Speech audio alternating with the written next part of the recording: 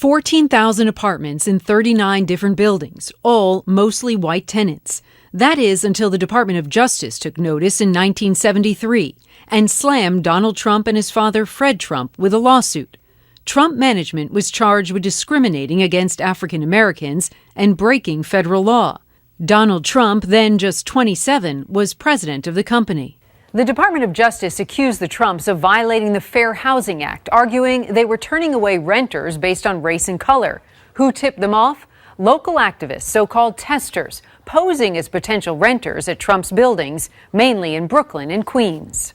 Elise Goldweber was a lawyer for the DOJ's Fair Housing section at the time and was called on to handle the Trump case. When the black testers came, they were shown, they may have been shown apartments, but were told nothing was available. Whereas when the white testers came, yes, there were things that were available. That would be the norm. And if the Trumps did rent to a black person, Goldweber recalls, they would do so only at one building in Brooklyn, reserving the other buildings for white tenants. That the white people would live in Trump Village and the people of color would live in Flatbush. And according to the Justice Department, they even had a secret coding system to do it, a racial code. Here's how. Some of the applications were marked with a C, which we learned that it meant colored, so that the prospective tenants who had come in were noted to be colored. Yes, you heard her right.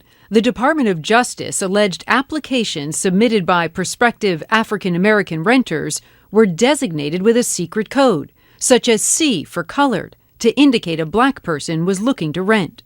In true Trump fashion, Donald Trump hit back, calling the government's accusations absolutely ridiculous, and telling the court, "I have never, nor has anyone in my organization ever, to the best of my knowledge, discriminated or shown bias in the renting of our apartments." Trump's lawyers said the government's suit failed to give names, addresses, or specific incidences of discrimination.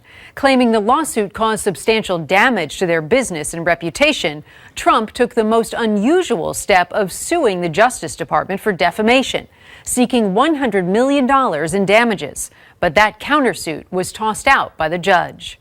Even so, the Trump family maintained they never discriminated based on color, but were instead trying to avoid renting to people on welfare.